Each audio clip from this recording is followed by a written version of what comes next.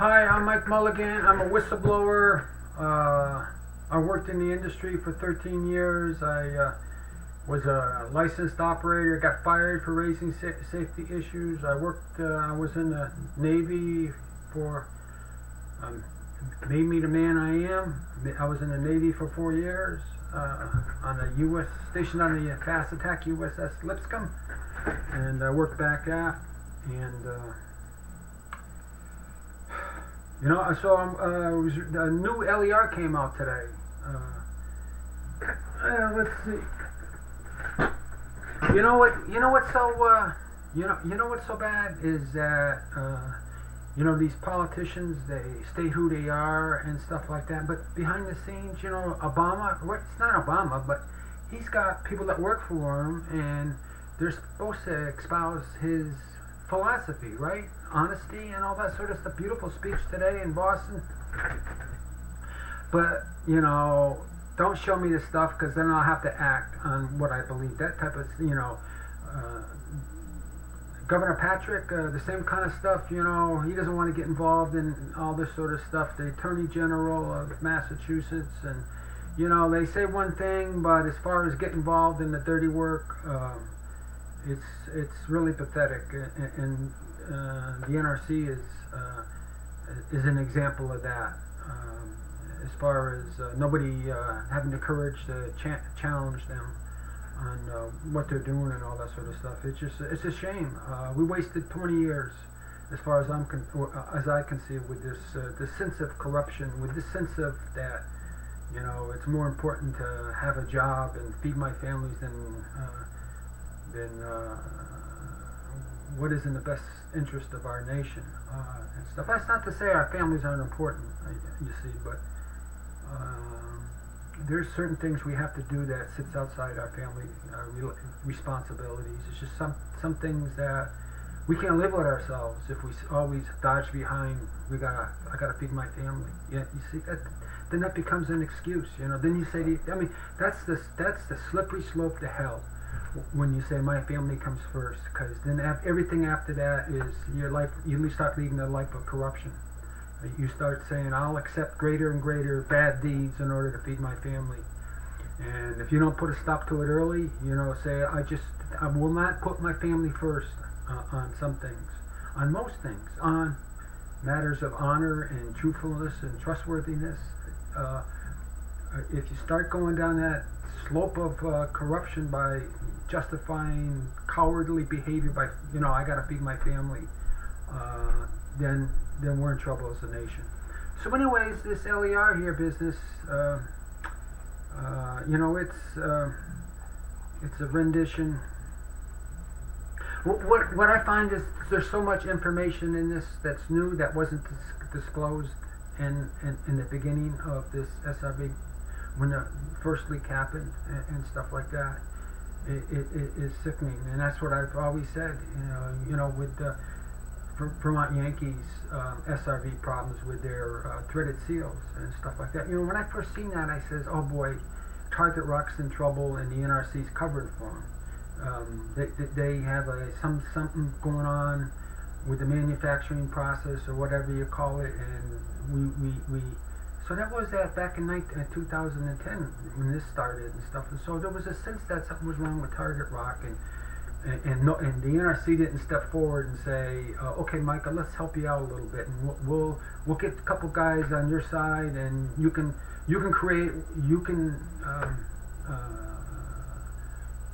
present this side of it, and then if energy or other areas of the NRC want to contradict you or present another side of it, that's fine and dandy and stuff like that. But instead, they just leave me out here to stumble around on my own and stuff like that. And that's the shame of it when you get down to it.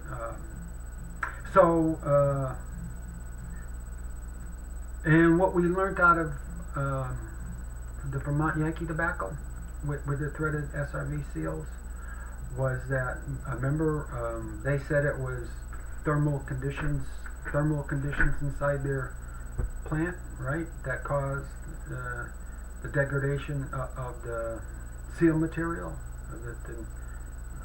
elastomers, seal material and stuff like that. And, engineering wise, you kind of think of, well, what thermal conditions can pop up inside the containment. That's new, right? They've been acting pretty decently. The seal materials from pretty good in Vermont Yankee. What was new? So there's no, you're getting the same kind of yearly environmental temperature conditions in the dry well. So this doesn't make, engineering wise and an operator sense, it doesn't make sense that it could be a thermal issue in there. And then you find out, and then the NRC let them get away with it, and then we find out that it had something to do with they choosing a poor quality. They didn't have the right quality SRVs, and so they choose a secondary quality SRV, and that was part of the reason. And then we find out years later and stuff like that that it was the wrong material. They used a seal material that wasn't qualified for the design accident conditions. And every step of the way, the NRC's been minimizing this and been kind of trying to diffuse it and fracture the information, and basically putting up a defense of the industry by releasing selective material and emphasizing selective issues in this thing, so that they minimize any accountability and thus a fast correction of, say, Target Rock Corporation and stuff like that. So that's what we got out of what I started identifying, tried to start talking about, was these LERs, and especially the first rendition. They're totally inaccurate. They're fictitious. They're a comic book. They carry very little information, and the question is, why are they like that? Why do the utilities do that? It's a falsification, right? Between a falsification and being dumb, right? I'd take somebody falsifying issues before I take somebody who is dumb. Dumb, you can't work with dumbness, right? You can't change that. If they're dumb and they can't see and they're not smart enough to figure out the world around them and stuff like that, they're going to be like, no matter what you do to them, they're going to stay the same. If they're in the falsification issue, there's an essence of intelligence behind it, especially if they get away with it. Then if that happens, well, then you can, they're smart and they'll see which way the wind's blowing, and you can turn them around and stuff like that. Low intelligence and having an organization that's so stupid. There's hardly nothing you can do with them. And so, so why are they allowing these first renditions to be so inaccurate, maliciously falsified, inaccurate? Because it's just not falsified; it's maliciously. It's done to obscure. It's done to be mean to the public, and to steal security away from them. So it's malicious. It's done with an intent to injure and inflame and make the situation worse. It's not done to to be in our interest. It's done to protect the self-interest of the NRC officials and energy as a whole, and the whole nuclear industry, to keep them, allowing them to operate so dysfunctionally as they are and stuff. So I forgot what I was going to say. I got so wrapped up in this.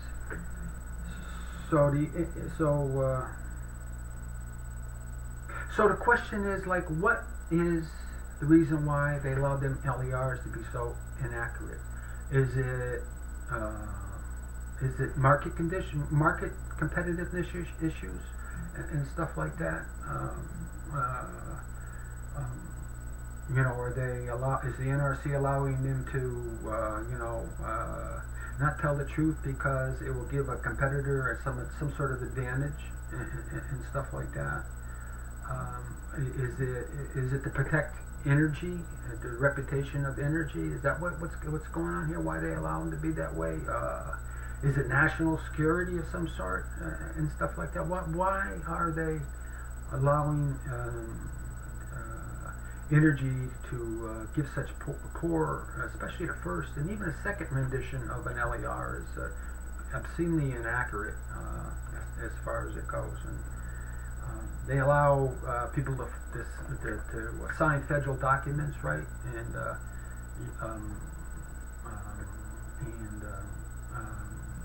an LER is a federal document and stuff like that, and allow them to get away with falsifying federal paperwork and stuff like that. You know, how far down the line you want to go with that kind of thing? You know, you got one side, you might have, like, say, a competitor taking advantage of information, but if you hide stuff for that reason, you know, there's a lot of different reasons why you need to tell the truth or hide the truth. If it's competitors you're worried about and stuff like that, and you hide information, well, you're hiding information from the public at large. And I think transparency is safety. You can't have safety without transparency. You can't have guys going in the darkened corners and conspiring between themselves to tell mistruths to the greater society and expect a good outcome and that type of thing. So you've got market conditions on one side, and you're hiding information. You're acting unsafe. And we all know that if the executives are hiding information and maliciously withholding information for assortment of reasons and stuff like that, you've just about destroyed the culture, the safety culture of a plant. And it only takes a little bit of poison. This is poison. It only takes a little bit of poison, and then the employees, know that they get promoted because they can lie, and other people get punished because they tell the truth and stuff. And then you one faction against another ends up developing in a plant, and next thing you know, everybody's at a rules war. Trying to find out where they violated rules, so one side can take out the leader of another side, and stuff like that. So I mean, that's what's kind of involved here as far as these LERs are really important things and stuff. And so in my 2.206, my recent 2.206, when I knew things. I remember I accused it was a pretty rough 2.206. When I knew when that was fundamentally a different type of 2.206 than I had in the past. The recent 2.206s, the energy wasn't going to my 2.206s. They did for a long time, and then within the last 6 months or so, they decided that evidently it's not worth listening to Mike Mulligan stuttering. And so they stopped coming. And the last few of them, they identify anybody in the room, and they ask if a representative of energy is in there, or listening on the phone and stuff like that. And it's been silent. Energy wasn't there.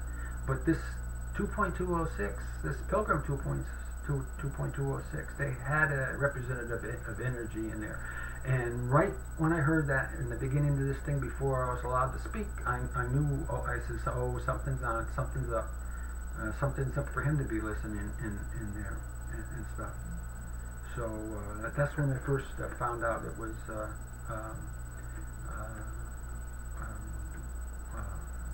a big deal. And so, anyways, let's go look back at.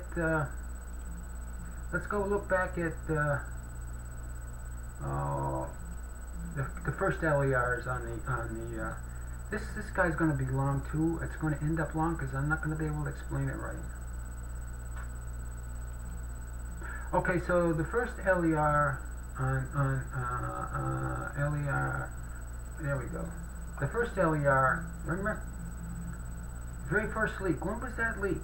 That leak was, well, we'll find it on here. So it basically says the event date was 12/26/201, right? 12 December 26, 2011. 2011. That was the event date, and the report date was a few months later, right, on 2-12, February 23rd, 2012, right? Only 2 months. That's not that bad. 2 months like that, that's about the, right time frame and stuff like that. So they go talk about, they had a leaking SRV, and they had a shutdown, right? And the SRV number is SRV RV-203-3D, right? The SRV was declared inoperable due to criteria specified, blah blah blah, and then 35 degrees, and be shut down within 24 hours. So so we go on down there, and the SRV was purchased, new. They're talking about it's a brand new SRV. It's been in the vessel, well, not in the vessel, in the steam lines for less than a year at this time.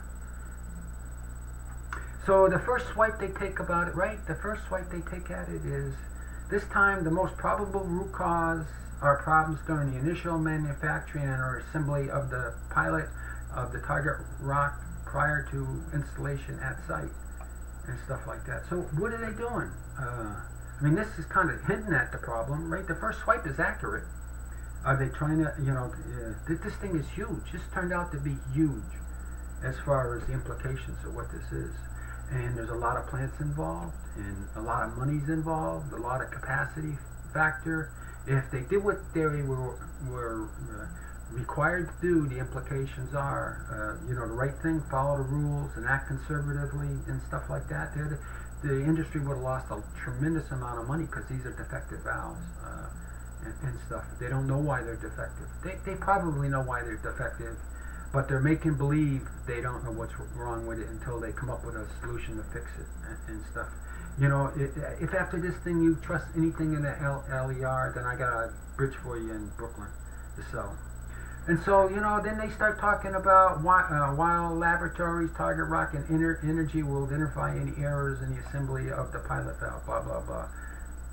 Target Rock, Weil Labs, is big dogs. Target Rock and Energy, big dogs. And so that's all they talked about, right? They only talked about the SRV RV-203-3D, one valve, and all that sort of stuff. And this is what I'm saying, how hard they hide information from a guy like me. They don't supply all the information. And the NRC is implicated in this and stuff. They don't give somebody a fair fight to go in these 2.206s with all the available information. They don't even submit the right accurate LERs, and I'm telling you, if the documents ain't straight, then you shouldn't allow a plant to operate. That's how serious it is. If they can't keep their paperwork straight, then they have no business at all operating a nuclear power plant. In addition to this, you have the 3D, and I'm looking here, making sure, and they didn't ask the question of there's no other leakages.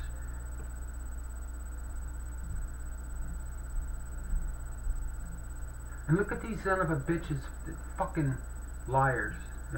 These absolute liars on paperwork, right? There were no previous stage leakage occurrences of these valves. This is fucking lying through their teeth. Lucky I didn't get all mad like this when I was in my 2.206, because I'd be swearing every freaking minute. There is no previous leakage occurred with these safety relief valves. Well, that's kind of, I shouldn't have been like that. I gotta remember which LER I'm on. This is the first LER. Let me see. I see if I take back that F word. Let me see.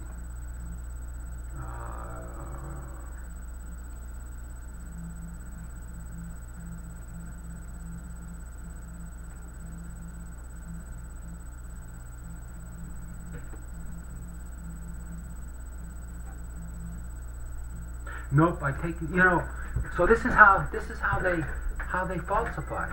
I probably deserve to get a few more F's in there, because I was right. I'm upset. I'm upset and I'm hurt that a federal agency could operate like this, because they're the one that's supposed to be checking out these paperworks and making guys these guys are, doing acting in the interest of the United States of America, this great nation we have. I'm hurt. I'm hurt because it's a reflection on the government, my government, and stuff like that. Like I said, and all these politicians that are hanging low and not getting involved, and all the people that know that's going is wrong here, and a lot of them, most of the employees know it's a terrible situation we're in, and we're people are terrified of losing their jobs and their status and making money and all that sort of stuff, and nobody steps out of that environment and asks themselves, what's the best thing for our nation and stuff like that. What's the best thing for the industry as a whole, and that is to be honest and open and stuff like that, not hiding the corners and stuff. So anyways, right? So we're on the first LER. Not on the update. You can see this on my timeline. You'll be seeing this on the timeline soon. You'll probably first see it. So April, May 2011, new SRV installed. Now let's go back to the LER. This is the first LER. This is LER. Let's go back here. LER 211-00700. This is the first LER, right? And they say right out here, fucking cold as hell. Cold sons of bitches. Cold lying sacks of shits. And here it is, right in their LER. They have to sign on this one. There were no previous first stage leakage occurrences with these safety relief valves since all 4 safety relief valves were newly installed during refueling outage 18. And that's the first LER. And then you go back to the current LER that's updated right till on the other side of the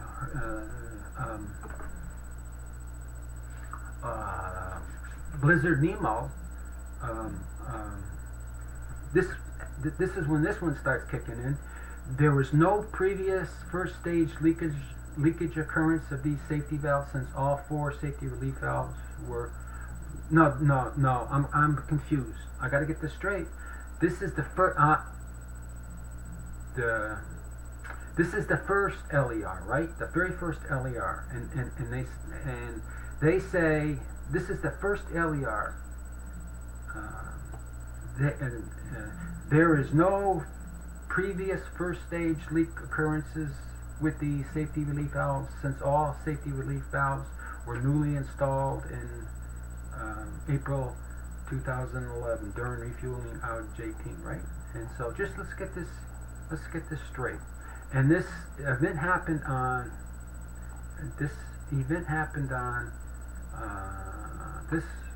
12/26/11, right? 12/26/11.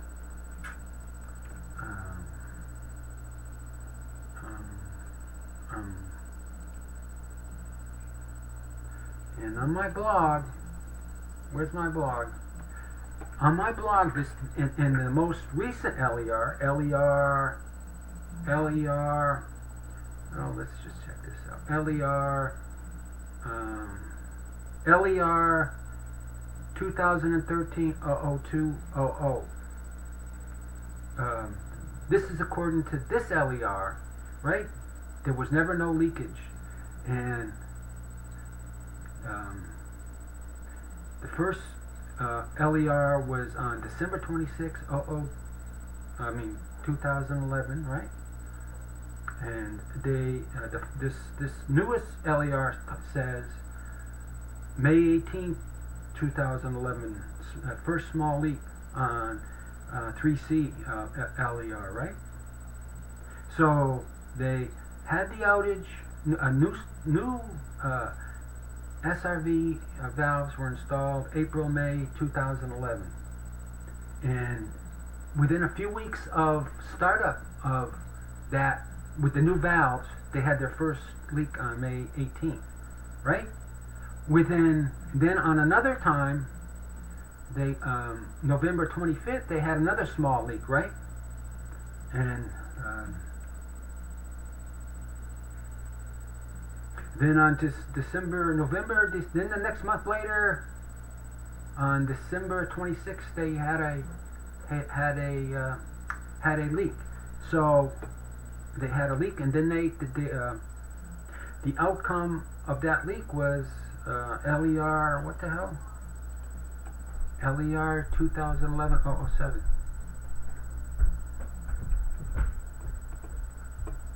I gotta go.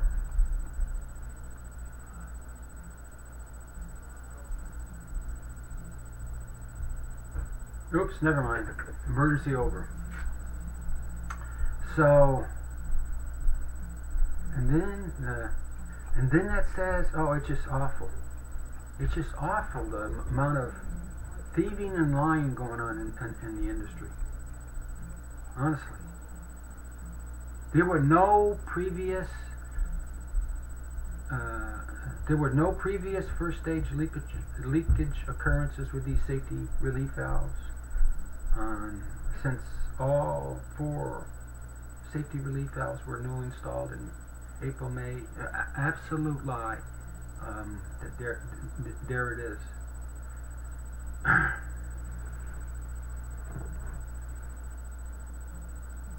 However, the industry has experienced linkages with other Target Rock model safety relief. And there is another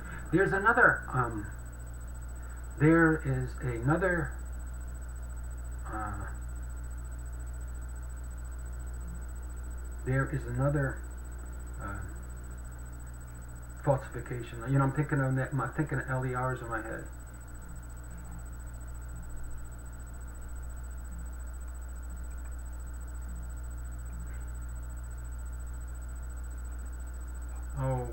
I gotta get this straight. You know, I'm gonna start all over again. Because this wasn't really well thought out. Yep. Done.